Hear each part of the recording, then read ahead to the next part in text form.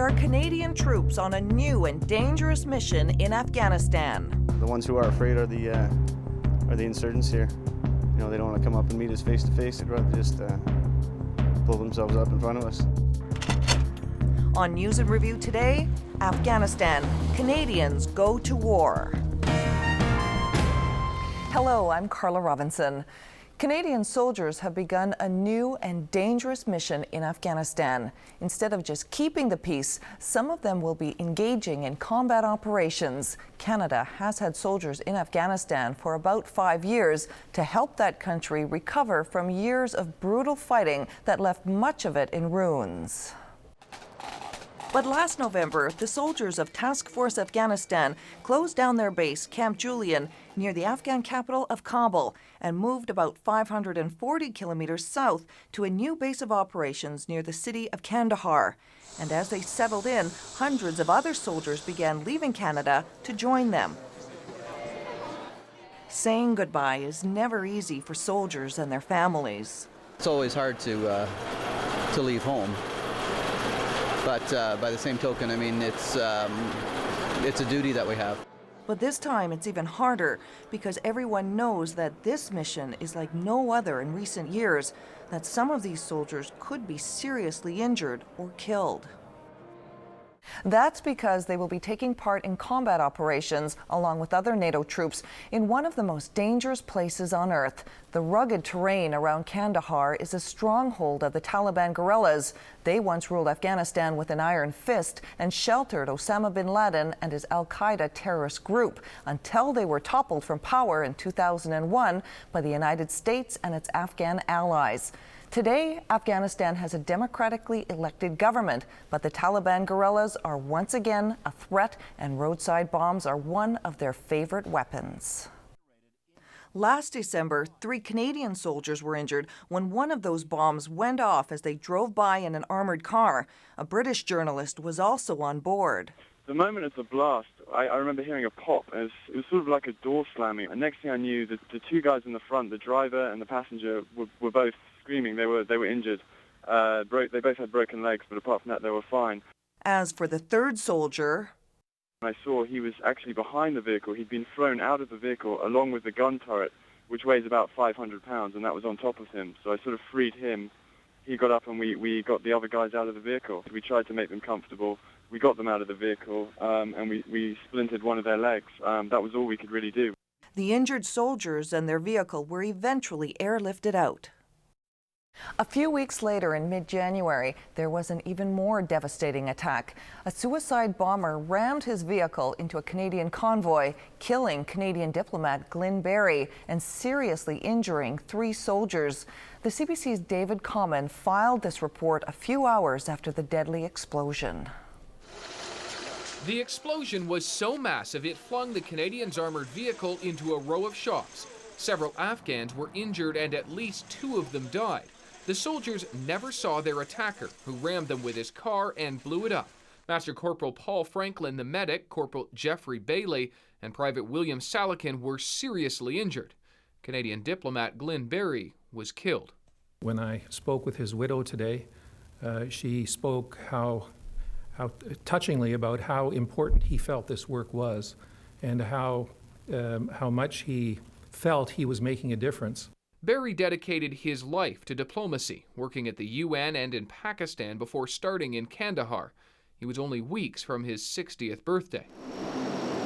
The injured soldiers will be moved to a U.S. hospital in Germany soon. At their home base in Edmonton, an anxious day for their families. Audra Franklin's husband is the medic who was injured. I'm so proud of him. Amy was telling me that he applied his own tourniquet in field and saved his own life. So I know, I'm shocked. Afghanistan is now Canada's largest foreign commitment, both in dollars and defense. But it is increasingly dangerous. The Taliban claimed responsibility for today's suicide attack, one of more than 25 in the past 4 months. A sudden change of tactics meant to destabilize Afghanistan, just as Canada is about to begin a much larger mission, deploying 2,200 additional soldiers to Kandahar. One of the purposes of our putting a greater mission there, a combat-ready mission in February, is precisely to go out and destabilize them where they're coming from. Glenberry's death marks the 10th time a Canadian has been killed in Afghanistan since this mission began nearly 4 years ago. Foreign Affairs says it's also the first time a Canadian diplomat has been killed abroad.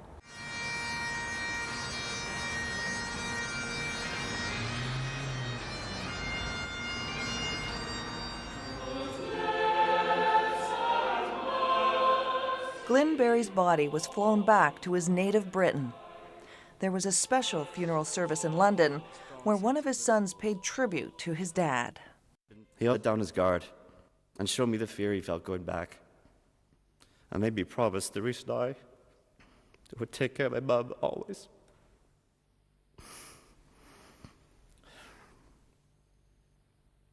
He was never blind to the risks he was facing. Then after his widow was presented with the Canadian flag, he was laid to rest with full military honors. As for the injured soldiers, Corporal Jeffrey Bailey suffered devastating head injuries, as well as having to battle pneumonia, bacterial infections, and a blood clot in his lung. Private William Salakin was also treated for a severe head injury, and Master Corporal Paul Franklin had to have both legs amputated. In addition to about 2,200 Canadian soldiers, the NATO force in southern Afghanistan will also include troops from Britain and the Netherlands. And for the next 6 months, it will be commanded by a Canadian general. The CBC's Paul Workman visited one of 2 Canadian bases in Kandahar and filed this report. Which will take us south of Kandahar city proper. The Canadian soldiers at this base are a protection force. Bodyguards for aid workers and diplomats whose job is to help rebuild Afghanistan. The flag at their camp still flies at half-mast in honor of diplomat Glyn Berry, killed by a suicide bomber last weekend. Today, soldiers showed off a cache of 12 artillery shells, wired up as a suicide bomb before it was discovered and dismantled. That is the threat Canadians, both soldiers and civilians, face ever more frequently here. So 12 of these together would definitely be lethal out to at least 75 meters, perhaps more. Patrols leave the base almost every day, and that hasn't changed. The Canadians like to say they own the streets of Kandahar, yet there is certainly a heightened sense of caution and suspicion. One of the main things for vehicles is vehicles that only have one occupant. The Canadian soldiers on this team understand very well the dangers of patrolling the streets of Kandahar. They've already been attacked once by a suicide bomber and survived to patrol again. It's a little bit starker here. Today, they're protecting an Australian engineer as he tours city police stations. Every passing car is a potential bomb, but there is no lack of resolve or doubt about their mission. The ones who are afraid are the insurgents here. You know, they don't want to come up and meet us face to face. They'd rather just pull themselves up in front of us. Others aren't afraid to admit to rattled nerves.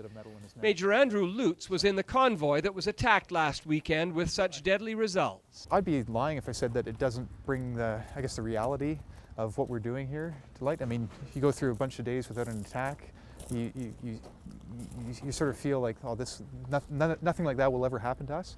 As painful as some of the ceremonies that we've had to go through, we need to focus that we still have several hundred people here in this theater, and we need to get on with the job, and we need to keep them as safe as possible. There's little defense against a suicide bomber. It's a new tactic for the Taliban, meant to intimidate the enemy as much as to kill. And Canadians are in the line of fire. Paul Workman, CBC News, Kandahar. That's not much consolation for our soldiers and their loved ones in Canada, but at least they don't have any illusions. They know how dangerous the mission is going to be. But is the Canadian public ready for what might happen? Some security analysts don't think so. The CBC's Jolyn Shane has that story. Okay, Tyson, pick out a book. Sergeant Kevin Gregory will leave tomorrow for one of Canada's most dangerous missions in years, but his biggest concerns are here. The toughest part will actually be leaving, because whenever I'm packing up my kid, he's always, "Don't leave us, Daddy, don't leave us," and it's just heart-wrenching, but it'll be tough. Who didn't say their name? To make this deployment easier, many soldiers have recorded bedtime messages for their children. A message of comfort, though the families of all the soldiers heading to Afghanistan know the danger. But security analysts say the Canadian public doesn't know what's going on and should. We're not talking about separating two combatants. We're talking about actually engaging a combatant to use deadly force to ensure the security of the societies that we are dedicated to protecting. That is not traditional peacekeeping, and the military is clear about that. Its goal is peace, but the rules of engagement are changing. While Canada did command troops in Kabul, starting in early February, Canada will take over command of the multinational force in Kandahar province, a far less stable part of the country. The soldiers won't simply be defending themselves, they are authorized to seek out extremists, killing them if necessary. Those who would attempt to prevent the duly elected Afghan government from achieving their aims and helping to bring Afghanistan along, or those are the people that we want to prevent doing that. And in the final analysis, if we have to go out and actually go out and go after those people, then we will. But as Canada becomes more aggressive, the military expects to become more of a target. It's telling families to expect more casualties. I think it's on their minds, but from what I've seen is most people have sort of set themselves in the stage that while they're going, they're just going to send their prayers with them. While Canada's military families say they're prepared for the soldiers' new role, the Canadian public may just be starting to understand. Jolyn Chain, CBC News, CFB Shiloh, Manitoba. In late February, a poll showed that most Canadians are against sending troops to Afghanistan and want Parliament to vote on the matter. So when the Canadians began taking over from the Americans in southern Afghanistan, their commander appealed for support. Here's the CBC's Patrick Brown. With a brief ceremony, Canadians take over the sharp end of the international military deployment in southern Afghanistan, assuming responsibility for combat operations in Kandahar. Task Force Orion. The American commander of Task Force Gun Devil had a last word of advice for the Canadians of Task Force Orion. And I would tell you that the Afghan people are not the enemy. Remember that. But when the enemy rears its ugly head, I expect you to kill or capture them and defeat them. Is that clear? One Canadian officer has been working alongside the Americans for the past 6 months. I know the Gun Devils did a good job of killing a lot of bad guys and pushing them out of Kandahar province. With opinion polls showing many Canadians are uneasy about Canada's new combat role, the commanding officer of Task Force Orion says he's counting on support back home. It's absolutely essential. It's the only concerns that I might have personally are people at home need to understand the mission. The 950 soldiers of Task Force Orion make up almost half of the Canadian force, which has been preparing to take over from the Americans for the past few weeks. In late February, a top NATO commander said Canada and other nations need to make a firm commitment to Afghanistan and warned that NATO's mission there could last as long as 10 years. And that's News in Review. I'm Carla Robinson. Thanks for watching.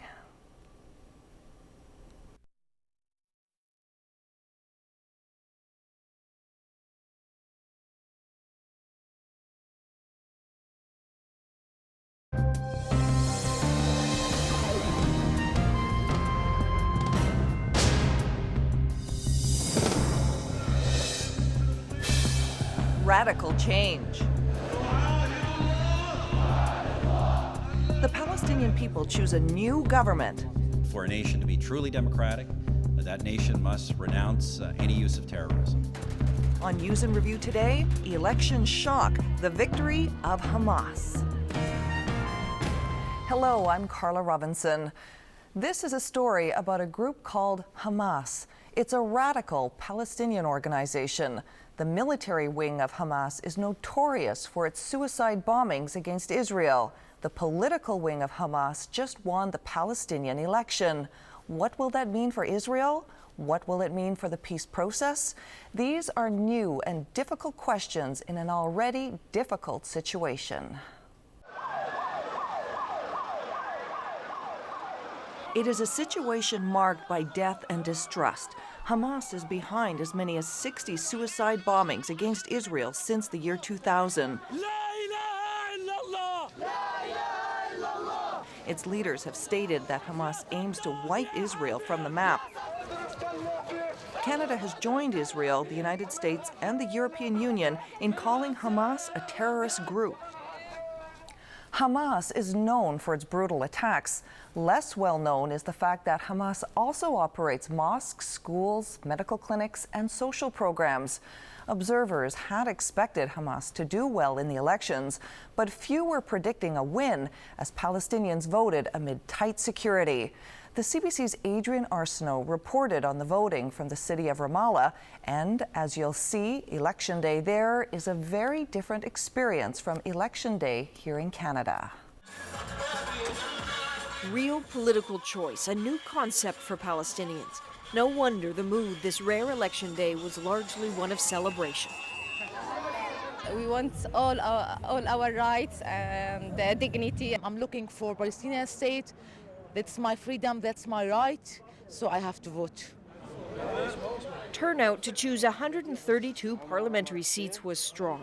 All the more impressive because it's not easy to vote here. This morning, some had to pass Israeli army checkpoints throughout the West Bank.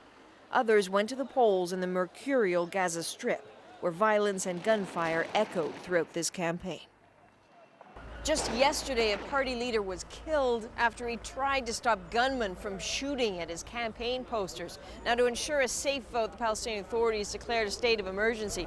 You can see armed security forces on every street corners, on a lot of rooftops, and at every polling station here today. There were some scattered episodes of violence, but most militants willingly handed over their guns at the polling stations. Inside, hundreds of international observers to ensure a fair vote. Anyway, everything is going well, though. Among them, teams of Canadians. The people that run them, they've been well trained, they are very dedicated, and the mechanics of the whole operation seem to be first class.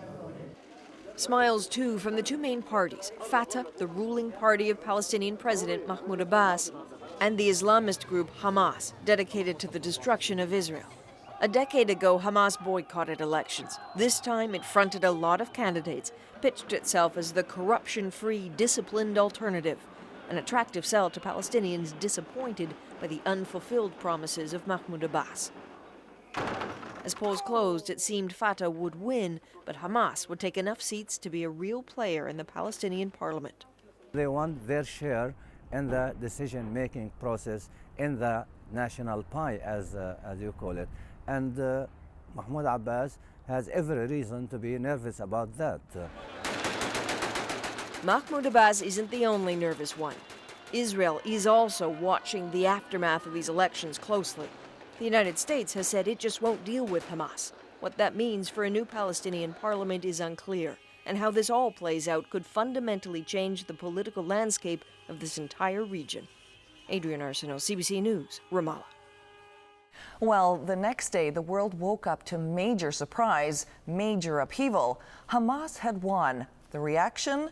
There was both celebration and anger. Here again, the CBC's Adrian Arsenault. Democracy delivered a twist. Against all expectations, it's the green flag of Hamas that now flies over the Palestinian parliament. The Islamist group, known for suicide bombings and a dedication to the destruction of Israel, now has the right to call the shots. It tried to celebrate its overwhelming win today, enraging its Fatah opponents. The rock throwing, the gunfire, perhaps just the start of the trouble here.